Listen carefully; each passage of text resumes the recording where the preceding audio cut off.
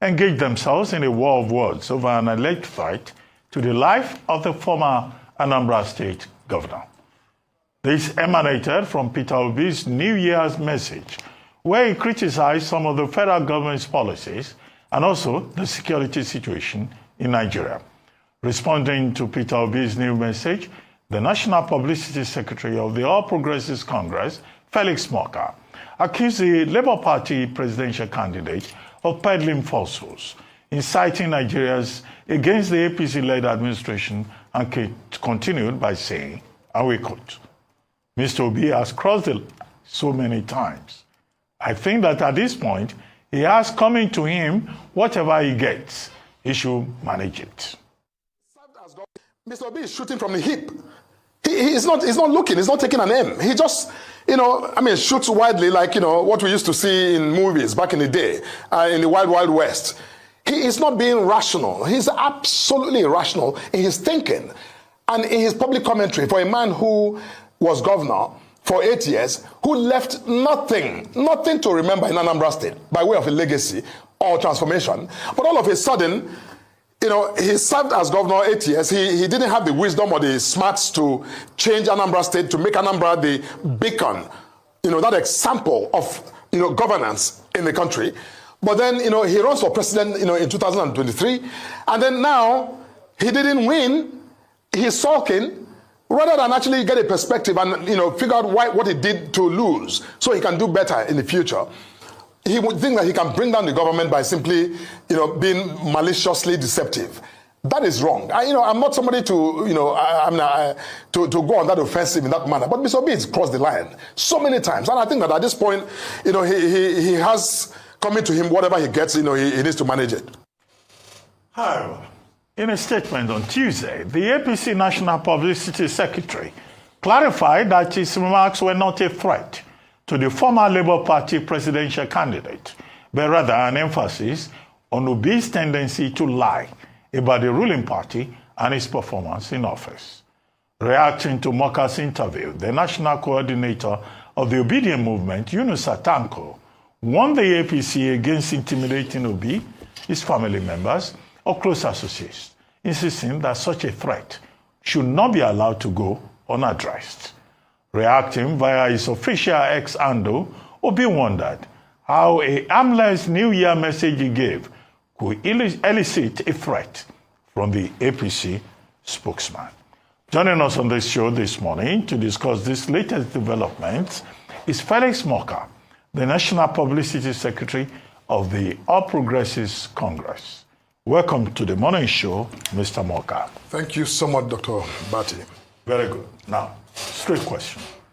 Who is threatening who? The Labour Party and Mr. Peter Obi and Yunus Atanko have said in the public domain that you threatened Peter Obi, his family members, his associates, by saying that he has crossed the line of truth, he allegedly said, and that he should be prepared for what he will get. And whatever he gets, he should manage it. What is he going to get for, exercising his freedom of free speech?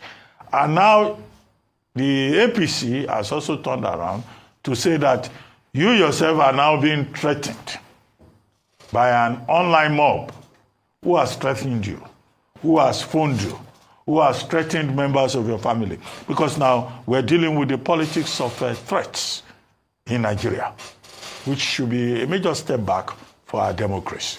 If we could just clarify these two sides of the controversy. Thank you very much, Dr. Bati. You just played back the tape of the interview I had with this station, in which a very specific question was put to me. And the question, because when you play the tape, it's important for the viewers to understand the question I was responding to. I was not speaking in a vacuum. I was responding to a very specific question put to me during that interview by your colleague. And the question was this: you have hit back with a volley of attacks, calling Peter Obi a prophet of doom. Some of you have said he's always embarking on voodoo economics that are not in line with the current realities. Do you think this is a slingshot that has gone beyond normal politicking?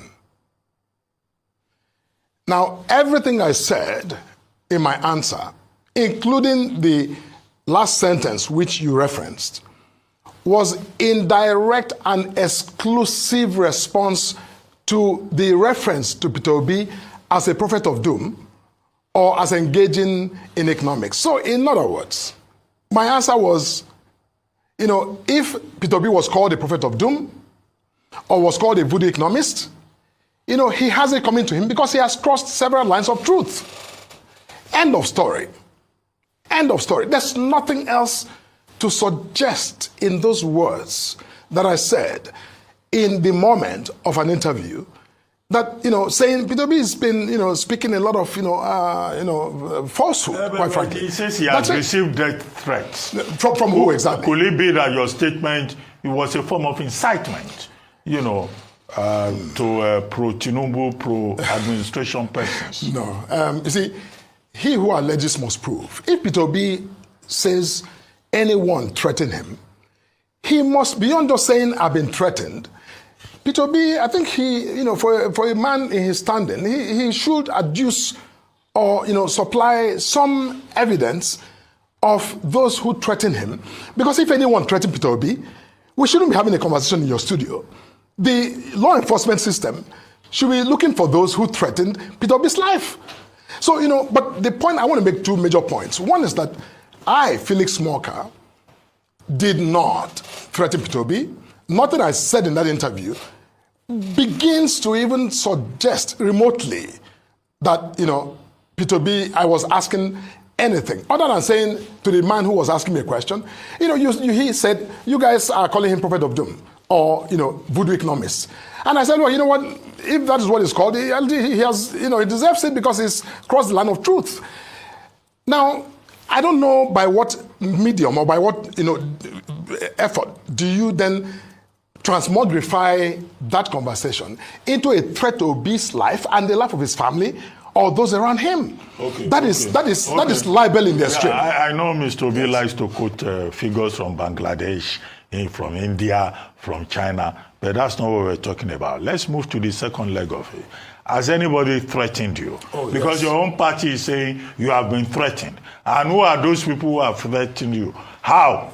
Actually, because you are alleged. Absolutely. You should also prove. As it turns out, Peter Obi's allegation that the words I spoke in that interview threatened his life. Now, immediately, as I speak, I have documented no less than 400 threats, about over 200 of which are death threats. Documented. I'm not talking about people these are written texts that I have carefully documented and which, I'm providing to the law enforcement agencies, or people really telling me graphically describing how they intend to take me out, to shoot me, behead me in graphic language. You see, this is not a joke. And it's gone further to some members of my family who have also been, threatened directly. I'm not speaking about just, suggesting in graphic, language. You see, but, I'm not concerned about that because, what has triggered this entire insanity cannot be attributed to me. I did not threaten Peter Obi. And so anybody who is threatening me, that is their decision to do so. But, I hope that our law enforcement system will respond as effectively as possible to also, bring those individuals to justice. All right, thank you so much. And I'm really sorry that you're having to go through death threats. It's unfortunate and sad that this is what politics in Nigeria has, descended to. However, going back to Dr. Abati's first question, I don't think you responded to that.